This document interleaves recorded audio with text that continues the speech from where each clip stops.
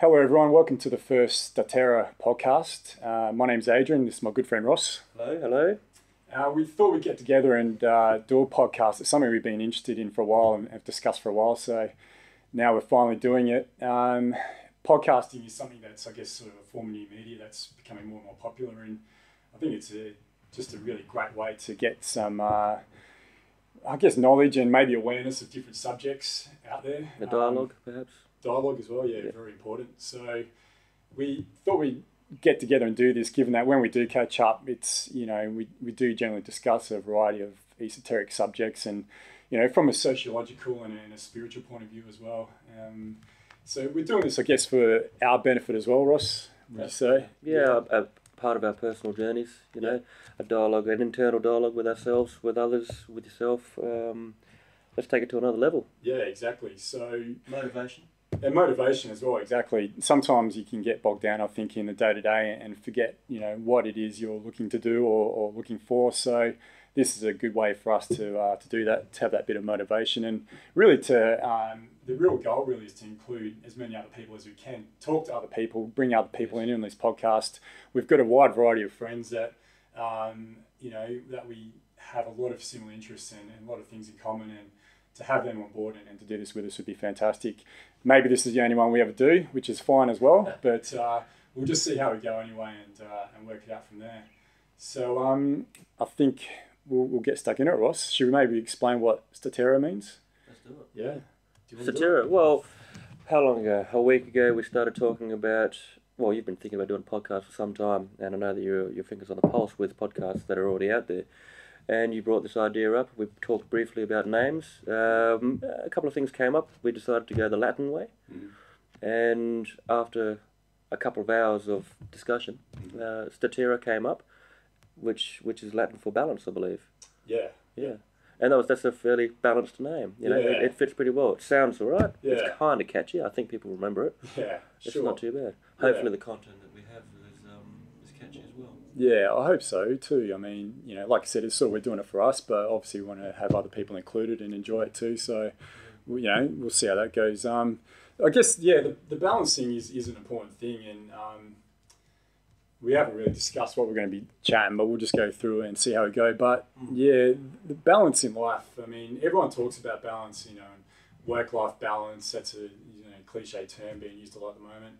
But I think it's more than work-life balance, and to gain a true sense of happiness and contentment as well, to have that work lifestyle, but also the spiritual, the educational, you need to have an overall balance. Just to have a work-life balance, I personally feel is enough. You need to have a bit more to go with it as well. Absolutely. And like we said previously today, the work-life balance, whose work-life balance? It's yours. It's always personal. It's always number one, yourself. Yeah.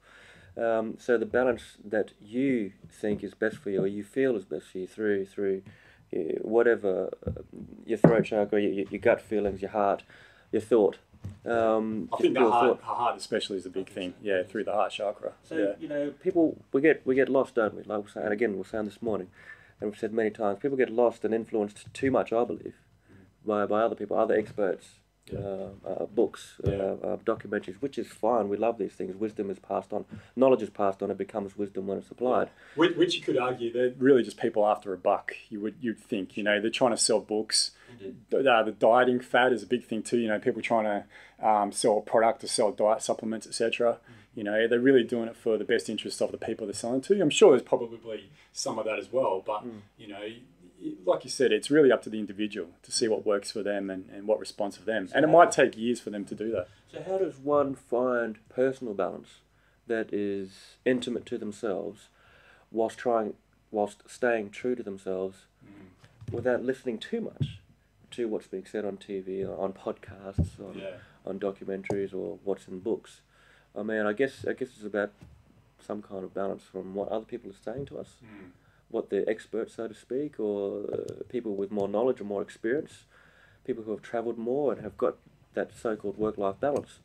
Listening to a bit of that and tailoring that to your own, which therefore means you need to know yourself. Yeah, and it's a bit of that chicken and the egg thing, isn't it? I And you need to really know yourself to understand what works best for you. And maybe it's ever evolving as well. Maybe that balance that you need in life is always changing. Like with myself, I decided to go back to university last year. And so my whole lifestyle took a complete change. And I really had to try and balance again my lifestyle of, the priorities I have as far as health and fitness go, my friends, my family, and also this massive new thing in my life, which was my tertiary education. So I guess obviously I managed to be able to drop the work point of it, but it is ever evolving, it is ever changing, and just to subscribe to one mode just wouldn't work, I wouldn't think, if you try to do that throughout your life. Yeah. So with the ongoing thing, it's almost like an ongoing maintenance ongoing reflection. Yeah. So if at different stages of your life you could just check yourself, like with a change of going to university, whatever self-reflection is appropriate at the time, whatever is in the flow as well, I think. It's not necessarily about looking too hard about what suits you at this time, whether it's meditation, whether it's reading, whether it's study, whether it's going to Peru, whether it's going to Serpentine, or whether it's doing a podcast. Without looking too hard, whatever's in the flow. And there's a balance with that as well, isn't there? Yeah, sure. Going in the flow, but also having a bit of discipline. Yeah. Going in the flow sometimes means being a bit of a hippie and just waiting for things to come and looking at the environment and seeing a couple of birds and saying that means this. Well, maybe it means that, maybe it doesn't. Maybe look for it as well. There's a fine balance, I believe. Yeah. Do you think then... we're going to probably discuss meditation a fair bit, I would have thought, in this podcast, but for sure. I really think meditation is the best way to really understand where you're at and what you need, what your spirit, what your soul needs. And, without the meditation can really sort of, I guess it opens up alternative pathways to just your own reality, doesn't it? Your own fixed reality of, okay, this is my life here and here. But you really can't listen to, if you subscribe to the theory of your consciousness being something that's external to you, which I don't know if I believe in or not. It sounds interesting and it could possibly be the case, but meditation can really bring you into tune with that, and you can really start to understand what it is your body needs, what your soul needs. In that instant, yeah. And what you might need for the next 6 months. So 12 months. What we're talking about there as well is, I agree with you, by the way. Meditation is one of those things. If we are to find a work-life balance, if that's what we're talking about in this instance, if it's an ongoing thing or not, which it is an ongoing thing. I don't like that term. Which one? That work-life balance. Yeah. It sucks. Yeah, I think it's too narrow. Very much. Do you agree? I agree. So think about that one. Maybe for the next one, work-life balance. What does that really mean? But I guess like we said before, it's not enough. I don't think. Absolutely. I mean, that's two dimensions. Yeah. It's a binary, isn't it? Yeah. When oftentimes too much for that. What's that duality that we have as a human race, which is really a dangerous thing. And let's step above that. The next level is not binaries and not black and white, not boy and girl. It's something above. It's not bad and good. It's all good. Yeah. Meditation. Going back to that. Basics. That's the basic thing. It's a fundamental thing that we need to keep up for the self-maintenance, the ongoing self-maintenance or self-reflection or whatever. And now, meditation is not for everyone. It's for me at times when I'm disciplined enough and manage my time enough to do it. Twice a day is probably what you need to do. I do it maybe once a week. Anyway, if meditation is not for the people out there, for some of them, what would the alternatives be? Now, I know contemplation, similar. Hardcore psychedelics. Hardcore psychedelics. Holy shit! Yeah, that's another one. Magic mushrooms. Let's get into that. No, physical activity. Physical activity. Yeah, I mean. Endorphins. Yeah, for me that's chili. Chili's one. Well, just eating chili, having some hot food, getting endorphins going. But for me, exercise is a massive thing. It's my way that I can zone out. I guess it's a form of yoga, isn't it? Like doing something that's quite intensive and really testing yourself out. But you can put yourself into that, what's the term? I guess mode where you're thinking about nothing else except for your breathing, except one foot needs to go in front of the other or one action after another action. And it really clears your mind. So even if it's a walk, just going for a walk, walking the dog. But, if meditation wasn't a thing you were very interested in, then, I found personally too, I can't really go out and meditate too often. I should do, but I don't really get around to doing it enough. But the exercise can make up for it, I think. So you're not necessarily disciplined enough or manage your time, prioritize your time in terms of meditation, but you do with physical fitness. Yeah. Different strokes for different folks. Yeah, I think so, yeah. But I would love to really, I mean, when I was right into my meditation a couple of years ago, it really, I'd say, changed my whole life. And I don't use that term lightly, but something happened, that period of time when... It was appropriate at that time. It was appropriate at that time. And maybe it wasn't just it could have been a coincidence. Yeah, but things what happened during that sort of 9 to 12 month period where I was meditating every day, people I met, we'll go into this another time, but like yourself, Ross, synchronicity. Yeah, just really just synchronicity, meeting yourself. Another big fundamental. Yeah, synchronicity. The rest of the philosophy night crew when we started all that up, and people since. I've always wondered, was it because I was meditating so often and something was opening up? Yeah. When you meditate or when you've had periods of increased meditation, do you find synchronicity increasing? Absolutely. I mean, we should all You're know. more in tune. You're able to. Occurrences happen. You fall into the lap of certain occurrences. You're right, that's exactly it. You're more in tune. You're more on the path. Whatever path it is that you're on, whether it be spiritual or not, there's a certain higher potential that we all have. Now, whether you reach that potential by being on a path or by doing your own thing, to be more in tune with that, and that is not a spiritual word. It is, but it also is not. Because let's say we don't want to get too woo-woo with all this either, but it is an important part of life that we found. To answer your question, absolutely. Meditation is a huge part of it for me. Yeah. And deeper meditation. It should be for everyone. Yeah. It's so important. And you get to a stage, and it's not hard.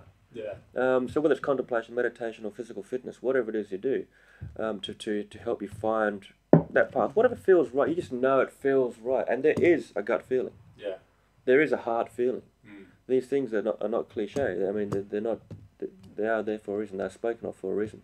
Yeah. They're there and they happen. You're more in touch with your body, more in touch with your mind, more in touch with your spirit. When you are more balanced, and when, for me personally, when I'm eating fairly well and I'm meditating regularly. Yeah.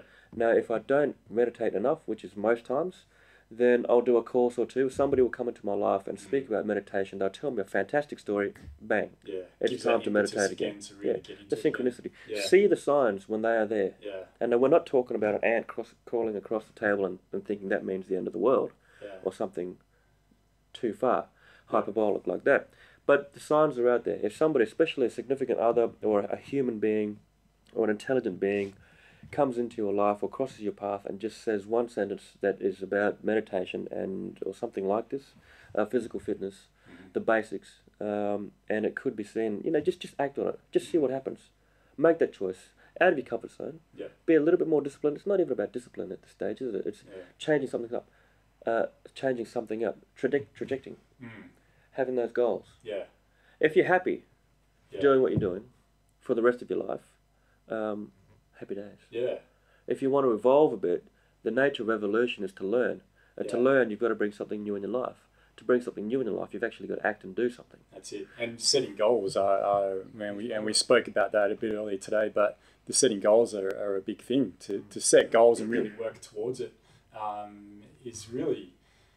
Otherwise, you can get lost and sort of, again, bogged down in just your sort of day-to-day and not really achieve what you need to set out to achieve. And what you were discussing there, I think, like contentment is something I think most people are sort of striving for. With contentment comes happiness.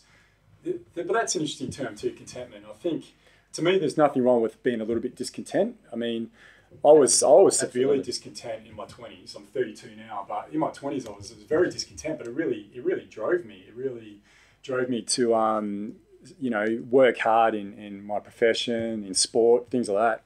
But I was also unhappy because I could never fulfill that issue of contentment that I had. Yes. So again, and we might hopefully not overuse this word, but finding that balance of contentment is really, for me personally, I think that's what I needed to try and gain. Yes. And which I feel like I have. Yes. It's still always a work in progress, but... Always a work in progress. And this contentment and that wonderful word, Statera, having things in relatively good balance. I mean, it's not about being boring, and it's not about being 24/7. Yeah. Because you might as well just disappear into thin air off the face of this earth. I wanted to speak about that too with the physical, the pushing of physical boundaries with exercise, for example, and meditation. Meditation is Om. It's nice and quiet and calm, but you can do deep meditation. You can go into certain underworlds or certain places which are quite dark and quite confronting.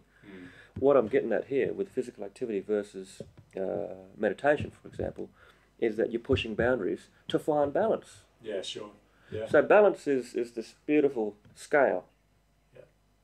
But you need to push those boundaries through physical activity, through deeper meditation, through psychedelics, entheogens, whatever they may be, through travel, getting out of your comfort zone. Yeah, getting out of your comfort zone is a massive thing. That's really it. Evolution through change, whilst continuously finding balance through self-reflection. Yeah. Something like and maybe it's a plateau effect where you'll have times in your life where it's quite linear or even exponential, but then you'll get to that stage where it really plateaus. And we've definitely found that, haven't we, over the course of the last 2 or 3 years, where we'll catch up. You know, we might catch up, say, once a month or something like that, and we've had an awesome 3 or 4 weeks. Like, oh, bro, I've had this happen to me. I've met these people. I've had these experiences, and then the next time we catch up, it's like, no, nothing's happened. Yeah. Nothing really. It's pretty boring, you know. But maybe then to get that initial kickstart again, it's again finding that balance. Yeah.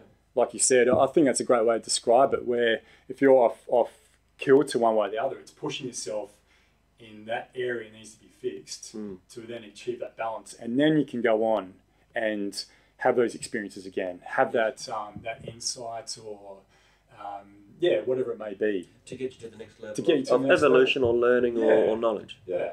And of course, and the other thing too with the seesaw balance that sometimes happens, seesaw effect, that sometimes happens for most of us. You know, if you're not moving forward, some people might be tricked into thinking that it's not a good thing. I'm stagnant. I haven't got any stories for you, Adrian, this month. I haven't got any learnings that I've learned this month. Yeah. Well, that's not necessarily exactly accurate. No. I mean, I might not have anything enlightening to say. Yeah. But within that is something not quite enlightening, but wonderful in terms of, okay, well, I haven't done much, but I've been recuperating. I've been re-energizing. You've been consolidating. I've been consolidating. Yeah. I've been, reflecting. Yeah. Well, what is reflecting? Well, it's not too exciting. Yeah. There's not much to tell there. But I tell you what, you need it. Yeah. Don't we? If you just keep going full steam ahead, well, then you're probably going to learn everything there is to learn by the time you're 40, and you might as well just give it up. Sure. Something like this. Yeah. So you certainly need that downtime. You certainly need to relax every now and then. Yeah. Don't sleep your life away, though. No, that's also a big part of it as well. Yeah. Just make sure it doesn't turn off. So I think that was something that used to get me down, definitely. And is it something that used to affect you as far as you have that plateau period? It still can sometimes. Yeah. And but then something will happen, and I'll meet. Like probably about 2 weeks ago, I was again introduced to some. I met some different people, some new friends, and through some uni friends, and that again, it was like, oh wow, there's a whole another range of people I can learn from now, and I love that. A whole range of people you can learn from. Yeah, I love it. Because that's a big thing. Yeah, but before that, I was sort of in that bit of a plateau period, and I'm not as bad as I used to be. Where if I was in that plateau area of my life, where I'd get a bit down because I'd be thinking I should be doing something here, I should be learning, and nothing's happening. But like we spoke about, that's okay too. It's really understanding that if you have 4 weeks, 4 months where nothing happens, then maybe that's okay too. That's that period for contemplation. Consolidation. Yeah. It might be too exhausting if you're on a continual linear path. Yeah. I believe it would be. Yeah. Now, of course, then there's the argument of okay, well, I don't really need to contemplate too much because my dreaming or my sleeping will process all that. Well, that's different opinions on that one. But basically, the point is, that plateauing effect every now and then, even periodically every now and then, is fine. Yeah. You were saying about discontent. You used to feel discontent for those downtimes. Is that right, or you had just continuous discontentment? Because even when I was achieving, even when I was doing well. You were talking about that though. Yeah. Yeah. What was it before you started? This was a few years ago. Yeah. You were saying, what countered that? You just became Oh, just understanding that I wasn't happy and something needed to change, I guess. And I mean, it wasn't like I was depressed. No. I could the process. I'm thinking about the process. Yeah. So you became aware of it. Became aware of it, and it was something I was always aware of. But I think when I was younger, I used that as a tool. That for me, that was a tool to motivate myself. And again, like I said before, it can definitely help. It can be something that you can use to achieve. But when your health and well-being becomes an issue because of it, that's when you need to do something. Alarm bells. Little things go off because it is exhausting. It is exhausting when you're living life like that. So finding that balance, and then I guess I realised that something had to be done, and well, this is something I'll talk about maybe in another podcast. But you know, it really just at one point in my life about 3 years ago, I met a lot of different people, started meditating, and that really changed it around for me. Yeah. Meditation and meeting some awareness. Just more of an understanding about what life was all about, really. Just to put in a clear, and what society was all about. You're obviously ready for it at the time. Yeah, I was ready for it. Maybe that's what it is too, you know. Yeah. Just really, what point of your life are you ready? Yeah. And I wonder how one can tell if they are ready for the next level of learning, the next stage of learning. For that time where you were self-aware, somebody came into your life. It's normally a foreign trigger.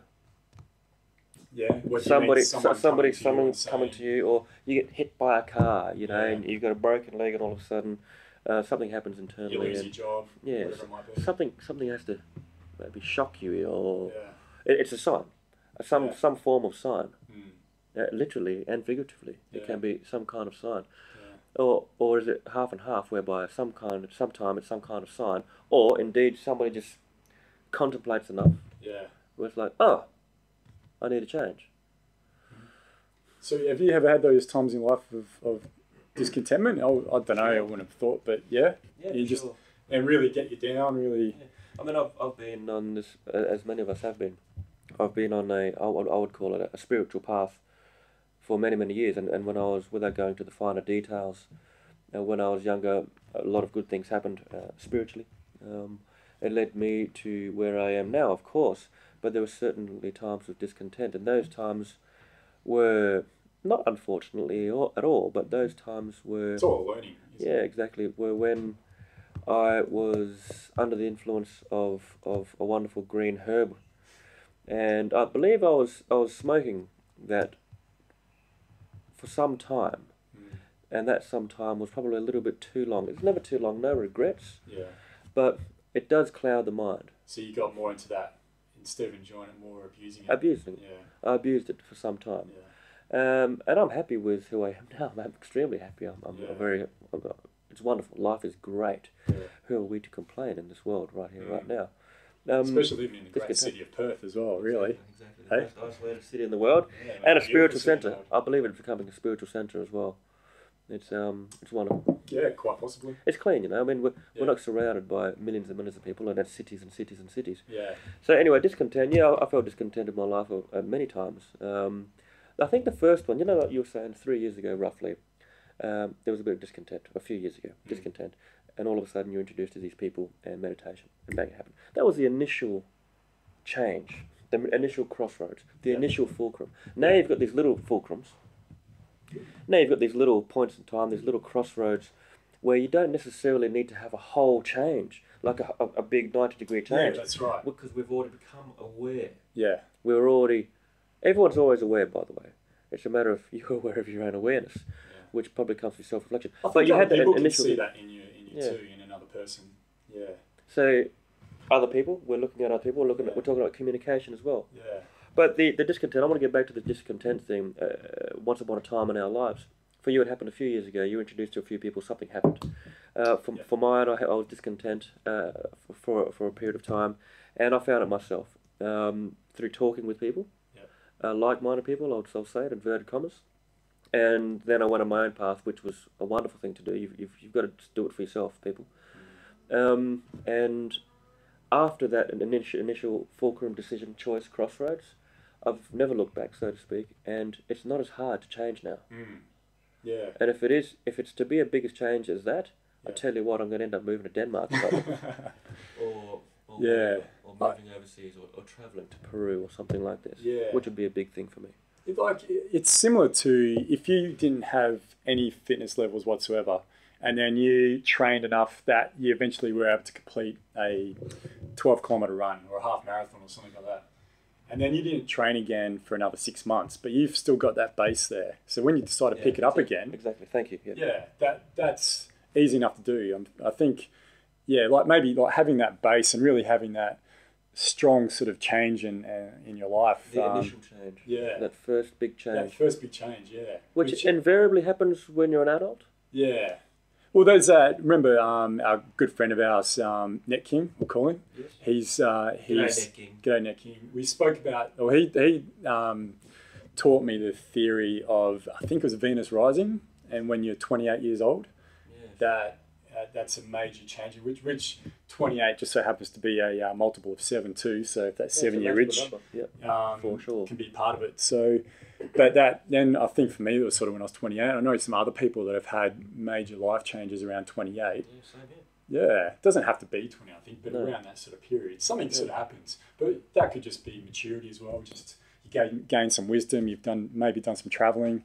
That's all sort of part of it. But I think it just comes with age. Or unless you've got kick-ass parents who really help you along with that when you're younger, or an awesome teacher. But unfortunately, in this society, we tend to have a lot of shitty parents out there. And a lot of shitty teachers. And they're teaching and bringing up the next bunch of kids who are then doing the same without really gaining that sort of awareness. And so how do we stop that? I mean, apart from becoming those good teachers breaking the cycle. Breaking the cycle. I mean, one cannot just change things by clicking their fingers, and one cannot just live off the grid. Clicking the fingers. I mean, this is not a Pandora's box. It's a huge area now. Social change, and social movement. Yeah. Sociological change, psychological change, spiritual change en masse. Do you think something's happening, Ross? Definitely. I think you all know it, don't you? I mean, if you had asked me this 4 years ago, I would have gone, nah, what are you talking about? Yeah. What are you talking about, you crazy person? Display some kind of discontent. Yeah. What are you talking about, this evolution or whatever? But again, not to go too woo-woo into it, but yeah, something's definitely happening.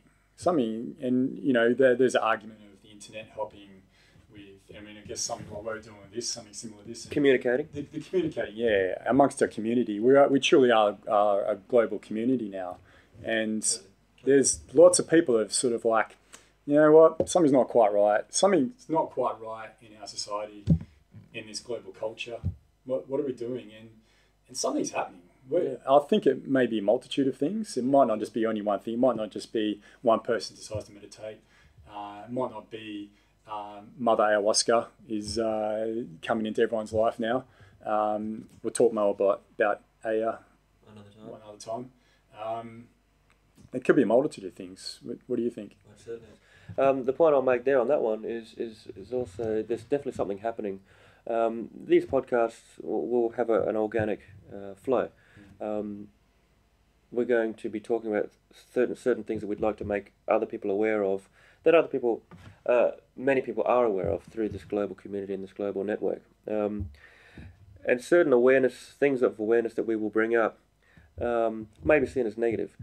But the main thing to remember is I believe these podcasts will organically flow in a positive way. We will be talking about the awareness of certain positive things. There will be topics that could be seen as holding society back.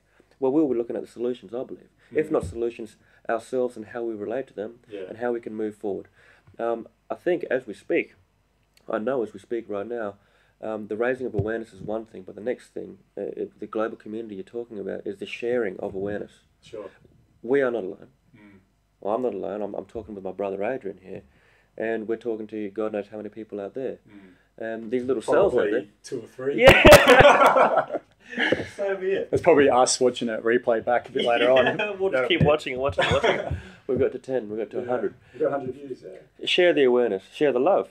Share the reflection. Share the ideas. These ideas. Hardly anything is new anymore. No. What's that phrase? Everything is new. Everything is old is new again, or whatever that phrase. It's so true. Yeah. It's being rehashed and all that. So I don't know. I can't remember the phrase, but yeah. Without breaking new ground, if we can't break any new ground because everything is being rehashed, that saying, well, then what's left? Yeah. It's to share it and bring people closer together. In France, in America, in Italy, in Australia, wherever it may be, in New Zealand. Get together. Yeah. Let's go to Peru together. Yeah. Let's have a spirit quest, vision quest together. Yeah. Let's meditate together. But let's be real about it. Yeah. That's the number one thing, isn't it? Is that whole cliche term of like keeping it real, but it sounds stupid, it sounds douchey, but like just to be real and present. Present. And I think to me, I think that's why a lot of people are really resonating with these different podcasts that are coming out. I mean, the obvious one is, and I keep banging on about him, but the Joe Rogan podcast. I mean, Legend. Yeah, they're just real, and the people he gets on there are real. The guys from London Real, you know, they incorporate that into their name even. But who are they? Sorry, London Real. London Real. This is another podcast who start up in London, and I won't go too much into it, but a guy named Nick and Brian was the other one, and unfortunately they're not together anymore, but. Yeah, they're just, again, two normal guys. They just, you know, have like-minded, similar interests to each other. A few goals, did they? And did a few things? Yeah. But, you know, they're not the only ones, you know. There's so many more out there. And I think a lot of people now are really starting to appreciate and enjoy them because the media is generally where we get, or used to get, a lot of our information from. Or talking to friends or talking to our parents. But except for maybe the friends thing, our parents, our family, and also especially the media, people really understanding that mainstream media especially is really, really hindering our evolution. Our growth, our happiness. I mean, that's going into the whole conspiracy side of things, but I just have absolute detest for mainstream media. I know a lot of people out there do. It's just so without preaching to people, not that we are doing that, but if we're to spread the good word and to share the awareness... Not in the Catholic sense. Of course. Just point that out. Make that clear. Please no. Yeah. Are we wanting to reach out here, raising awareness, sharing awareness with people who are like-minded? Yes, for sure. People who are just starting who have just recently been awakened, been initiated. Sharing awareness with them? Or do we want to also share and raise awareness of those who have not been enlightened yet? Oh, yeah, I would think anyone and everyone. Yeah.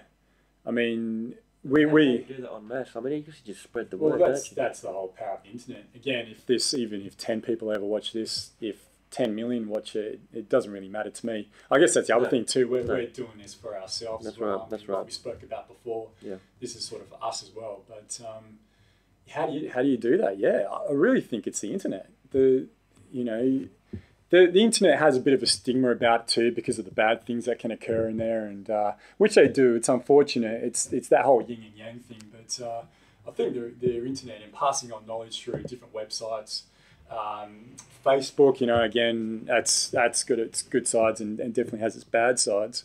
I think that's the key. That's the next step. Creating that global community through that. So listen to you speak on the last bit. I mean, the internet is macro scale. This is a few billion people that could possibly be aware and be reached. Then there's between the micro and the macro, that being society maybe, when you're walking the streets with your extended friends and your family. And then there's the micro, which is ourselves internally. Yeah.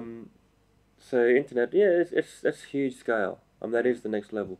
Now it's not tangible. But it's definitely there.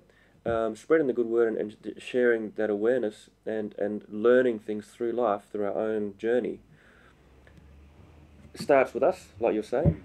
Starts with the people that you meditate with, if you so choose. That's the other thing too. Meditating or contemplating or talking, thinking, anything, going on a hike, doing fitness, doing it with other people is different to doing it by yourself. The motivation is there. Something happens. I'm not sure how many of you people out there, if yourself out, and you definitely have, I know this, have meditated by yourself versus meditated with a room of 20, 30, 40, 50, 100. There's something different about it. Yeah. Right. With a Buddhist meditation they do on Fridays in Nollamara there, it's fantastic when they do that. How many? They can get over 100 people. Brilliant. I think it maybe more. You can feel it. Intent. Feel We're it. talking intent. The intent. This is huge. That's huge. Actually, that's one word we should probably maybe talk about too. Is at some stages intent. That's a huge massive thing. Yeah. And this is what happens, guys. You know, we had no idea what we were going to talk about, and all of a sudden these fundamental and basics, they always arise. I've found with a conversation with any These are with any fundamentals, aren't they? absolutely. Yeah. You know, balance is one, intent, awareness, content, discontent, those type of things. Self-actualization, we were talking about before, ego. Yeah. So intent in life and things that you do. Pouring a glass of water. Yeah. Being conscious of how good water is, you know, whether it's full of fluoride or whether it's from Mother Earth. Yeah. Yeah. You know, that's another subject we could get onto is, and some of my friends tisket me or shake their head, but the whole fluoridation of water. We'll talk about that another day, but yeah, anyway. Amongst other subjects as well. Amongst other subjects, yeah. Yeah, for sure. Yeah, but the intent is, sorry, go on, Ross. We're talking about meditation. I mean, I get lost in all these topics, I guess, but we're talking about meditation individually and en masse, and before that, I've forgotten actually. But look, we'll certainly talk about intent and how good it is. I mean... we're just talking about group collective. That's right. As far as meditation. The internet being the next level and stuff like this, and doing it en masse. Now, if you can come together, internet and being accessible and sharing awareness or what have you through the internet is one thing. Yeah. It's not so tangible, but what is tangible is doing things en masse in the present, in the physical, which would be en masse meditation and things like this. And also, talking about non-tangible things, meditation and journeying, deep meditation. If you're skilled enough and practiced enough through time, and you've got intent and you've got sharing and support and motivation from others at different levels, somebody guiding you, facilitating you, helping you, teaching you, somebody teaching, learning from you. You've got this community of meditation we're talking about here. You can go really deep, and you can communicate with others through meditation once you're highly skilled. That's the great thing about meditation is there is both. You can go outside yourself, but you can truly go inside yourself as well. I mean that in a positive way, and really understanding. And it's really up to you. I mean, the remote viewing could possibly be seen as the the outward influence of meditation. But really, to understand yourself, it's really that contemplating within and really getting within. And yeah, that's a good thing about meditation, isn't it? You've really got the choice to do both. Possibly there's another aspect to that as well as far as meditation goes. While I'm on that, I'll just briefly bring up what we spoke about at lunch about not being experts on these subjects. But yeah, I guess that's the other thing we didn't really talk about before. We just wanted to reiterate, we're not experts by any stretch of the imagination at anything at all. And we've discussed the word expert and what that actually means, but I think Ross and I, we really just have a general interest in like I said, these broad, esoteric subjects, and we're definitely not experts. A lot of the things we might be talking about today, there might be people sort of shaking their head and saying, no, that's not correct, and that's fine too. I mean, absolutely, bring it on, dialogue. Yeah, and we want to know that too. I mean, this is like we said, this is just as much of a learning experience for us as well. So just please understand that some of the things we talk about might not necessarily be correct. They're just from our point of view and our understanding and the knowledge that we've gained. But we're more than happy to get other people's point of views on this. You know, we definitely don't want to be bogged down in our own doctrine of this is the way it is and that's the way it's always going to be. That really stunts growth. I enjoy being wrong because when I'm wrong, I'm learning. I'm learning. That's a massive thing, to really be okay with being wrong. And a lot of that comes down to ego. Stripping ego. Being wrong is perceived as being negative. Discontent is seen as being negative. Plateaus and stagnation is seen as negative. When it's not. No. Because after that stagnation, after being wrong, after all of those slightly negative things, positivity is just around the corner. And that's the other thing. Life is sometimes seen as up and down troughs. Well, the good thing about the down is you've only got up. Exactly right. That's something very important to remember when you're having a down time in your life. It's just to understand there's going to be an up time as well. You know, and not to really get so down in the dumps or so high that you think this is why it's always going to be. And it might not necessarily be good to have that middle either, you know. I guess that's where antidepressants come into use to achieve that. But then you learn a lot in your down times. You also learn a lot during your high periods of your life, but maybe not as much. Maybe you learn more during that period of adversity. In the face of adversity, in the face of suffering, maybe. Negativity. I was talking to a good friend of mine about that the other day was... and hopefully she's listening to this because I know she listens to the podcast, but we're talking on the subject of suffering. I couldn't unfortunately talk too in depth with her about it at the time. We're just talking over the computer, but yeah, the suffering is a major thing in really learning from that. Yeah. Pain, adversity. Yeah. Pushing those boundaries. It's similar. Sadness, or suffering, suffering, pushing those boundaries. I believe there's something similar, because it's not the status quo. Yeah. It's at the extreme end. Yeah. Pushing yourself that hard, climbing a mountain, Jacob's ladder. Go do Jacob's ladder 5 or 6 times, which I've never done, but this fella here does it regularly. You push yourself, you hurt. Yes, endorphins are released and all those wonderful things, but you get to the end, the suffering is worth it. Your body's learned something, it's getting fitter, and your mind is better for it after, and so is your spirit. Yeah, because you learn about yourself. You really... Suffering adversity, absolutely. From my experience, especially doing something like Jacob's Ladder or Kokoda Trek, that's in Kings Park, not the Kokoda Trail in Papua New Guinea, but you set that goal, okay, I'm physically exhausted, my muscles are not working anymore, but I want to get to the top and I don't want to stop. I am getting to the top. I am getting to the top. Having that mind frame of I am doing this and there's nothing that's going to stop me. Then that, again, a douchey phrase, but mind over matter. But there is definitely some truth to that.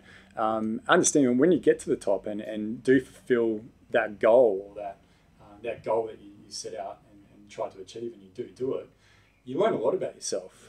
And it runs on from it. It's when the next task you have, it might be seen as difficult compared to what maybe 2 years ago you would have thought that was impossible. But because you've had that gradual build-up of pushing yourself, adversity, you've learned from suffering, whatever it might have been, a death of a family member, of a loved one, of a good friend. It's definitely helps put you in I guess at a higher knowledge where you can overcome it and be better with it. When people, sorry Ross, when people get too far in their comfort zone and don't like to take themselves out of that, then that's really just, I wouldn't say a recipe for disaster, but I would think it's quite a difficult thing to then manage any adversity that comes along in their life, especially if it's a big one. So you speak about, I totally agree, man. This is really good. A really positive way of being and living and sharing. We speak about the ongoing effects, influences, and how pushing yourself sets you up for knowledge and wisdom. Information, knowledge, wisdom.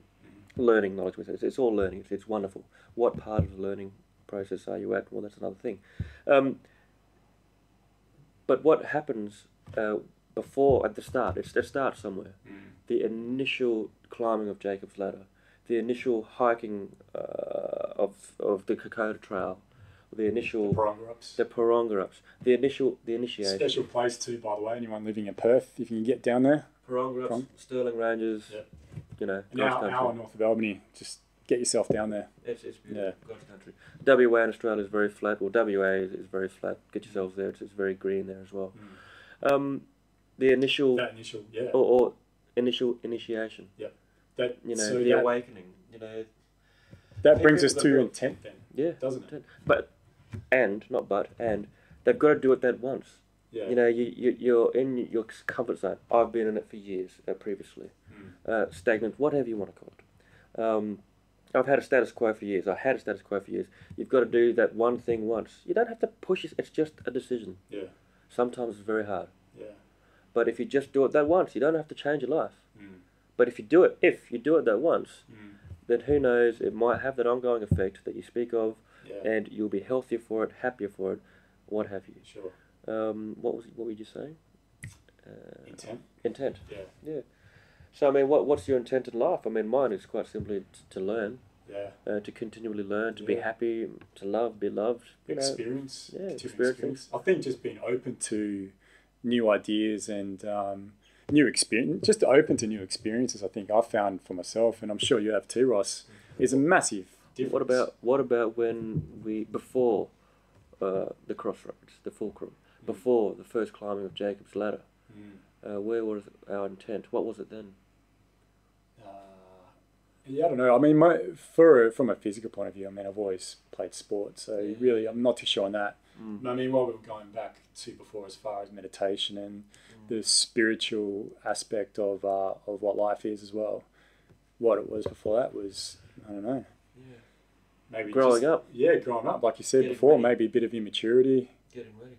I was definitely immature. We're learning different lessons previously. Yeah. The lessons we're learning now, hidden knowledge, esoteric, fairly high level, higher level learnings. Back then, growing up, we're learning about the opposite sex, partying, drinking, what can our bodies handle, pushing the boundaries that way. So if you're pushing the boundaries that way growing up, why not push the boundaries on the higher planes? Yeah. Yeah. Well, what's preventing people from doing that? And I think, A little bit of change. it's our culture. We don't. It's not really what's the word, pushed. I guess it's not really something that's.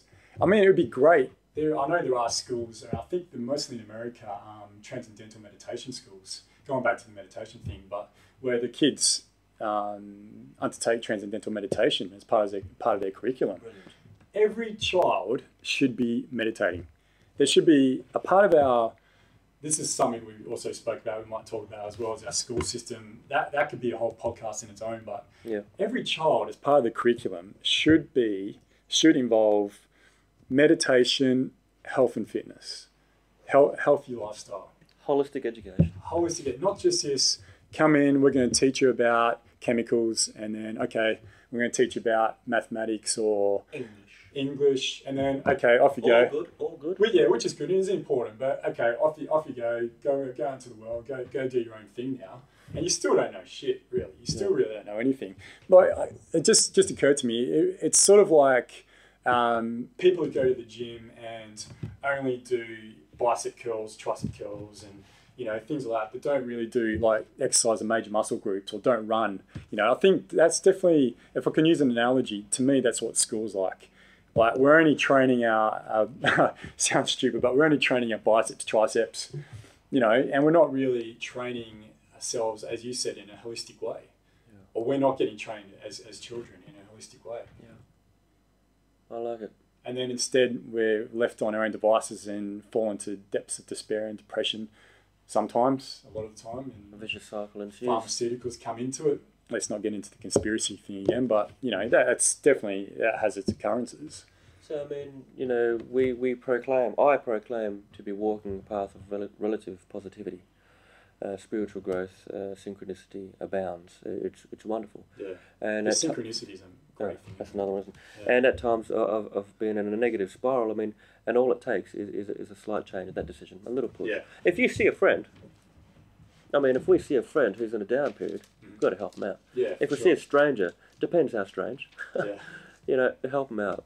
Yeah. We've lost that though, haven't we? Helping out someone is... Because it's almost as... It's maybe... Do you think that's possibly the reason for that is our human nature of progression, in that Darwinist theory of survival of the fittest, Yeah. And that's definitely there. Yeah, but have we extended beyond that now? Haven't we Have we learned from it? Evolved from it? Have we evolved from it? I would have thought we had, but there still seems like this old guard who... Sectors, and maybe... There's sociology. There's social groups there, and some of them will not go beyond Darwinistic living. Because it's all about that fear that drives them about helping someone else will take away from their own experience. Fear versus faith. That's another one. How important is faith? Similar to intent. Yeah. Same sphere. Sure. With faithful, good faith intent, you go beyond the Darwinistic survival of the fittest rubbish. Yeah. Which served us well. It served us well up until now. I mean, we're ready for the next level, surely. Yeah. Rightly or wrongly, it's got us to where we're the most dominant species, we think, on this earth. But now it's gone to that tipping point. Do you think, Ross, where we've gone over that tipping point where it's got us to a certain point, but now we're on the back end of it, and because of our rationale of survival of the fittest, we're destroying our fellow human beings, we're destroying the planet, all for this notion of progression. And that's what people are sort of waking up to, that this isn't quite right. What we're doing here isn't quite right. Yeah. What do you think? Well, I think it's an absolute tragedy. Because along the way, of course, the bigger picture is that, one of the bigger pictures is that we harm and kill Mother Earth. So, apart from that, because that's probably another topic as well, to answer your question, to respond, I believe we have gone too far. And to put it unemotionally, if I can, it is that we are in a transitional period. We're at a crossover. Whether you subscribe to it or not, the 21st of December 2012 has passed. But I don't particularly, but I do know that the energies have changed. There is something happening because I felt it, and I have not been convinced by anyone. So things are changing, therefore it's a transition. I believe, yes, we have taken it too far. We're at the back end. You know, Darwinistic or survival of the fittest. And if at the very least it has changed to being survival of the fittest masculine, physical, to survival of the fittest spiritually, mentally. You know, I mean, they all still related. The survival of the fittest is still related, it's still relevant, because without a fit body, without a physical body, this does not exist at this stage. Yeah. So we're at the back end, yeah, for sure. Maybe that's a new paradigm then, Ross. The new paradigm of our progression is who can adapt to the spiritual growth, to the spiritual change. This is my belief very strongly. This is what I do. One of the things I do strongly believe in is that this, for me, one of the meanings to life, for me, Ross, is to be to be holistically fit, physically, mentally, spiritually, what have you, in this physical world, so that at the end of my physical world here, I move on, progress, evolve, to my spirit body will evolve and leave and join the next level, whatever that is. How am I to know, because I'm not there yet? This time in life hasn't been wasted. Exactly. Yeah, that's the. Yeah, that brings about the subject of reincarnation and I guess incarnation into other bodies and what we're here for. And yeah, I mean, even if we're not, that's my personal belief as well, Ross. I share that exact same belief of we're here to learn and our soul leaves our body, and that's my belief. But I'm also more than willing to accept, and I'm sure you are too, that maybe we are just flukes of the universe and we're just this bag of meat and bone, and when we die, you know, we pass away and we've left nothing here. But that's all right too. I mean, it's really that whole thing of that's my number one complaint with religious people who attack atheism as being you're immoral, or how can you possibly live a good life if you're an atheist? I just quickly, I don't believe in religion. I think it's quite, me personally, this is my own, and I don't want to take away from anyone who does believe in any sort of religion. I think that's great, but I think it is a dangerous institution, religion. It really separates humanity, humans, the individial from the source, the spirit, the divine. The individual. Yeah, so that's a subject for another time. But because they are subscribing sometimes to a doctrine. Yeah, which isn't necessarily their own truth. It's someone else's truth. It's been lost in translation. I mean, been lost, yeah. You said it. It's the individual. Yeah. The individual. So, what was I talking about again? The, so the spiritual, the incarnation is, you know, so then that's okay then too. I mean, it really is about sort of coming down and doing the best with this life that we have. Really. Being happy with now, the intent of happiness and evolution in this moment. Yeah. And let's not forget though too, we also spoke about it, that not everyone is capable of that, are they? You know, if some brain, you know, chemistry wrong in the brain and things, and that's fine too. I mean, that's where we really need to sort of help other people if we can. Especially if people they ask for us. Yeah. Yeah. I mean, because some people, ignorance is bliss at times. Yeah. And I'm ignorant at times as well, you know. Yeah. Who am I? Yeah. Oh, yeah. Definitely me too. Well, mate, do you want to sum it up? Yeah, I think maybe a good note. Yeah. I mean, for starters, it's on 53, I think. I mean, for starters, I mean, I've just written a couple of notes down of what we could talk about in the end, ongoing. And that is the basics and fundamentals that we've roughly touched on. I mean, I'd love to talk about in due course, Adrian, the human progression, evolution, fear and faith, with intent, education and curriculum, more holistically, synchronicity, awareness, sharing, reflection, balance is always going to be there. But apart from just talking about these things in terms of our personal experiences, I want to use these podcasts personally as yes, of course, a chronological, not so much a journal, but definitely as motivation. I mean, we're putting it out there. I mean, my intent now, I will say right now, is to continually learn and evolve. And by the next time we catch up, whenever that may be, I'm going to have learned something else new. And there's going to be short-term, medium-term, long-term goals related to these things. Yeah. I mean, my short-term goal is to think more about this and how we can do it better, perhaps, and to live my life. Sure. Medium-term would be my home life, and make sure that my home, my veggie patch, and so on and so forth, my immediate family and immediate friends, closest friends, are all happy as best as I can do it. I can help.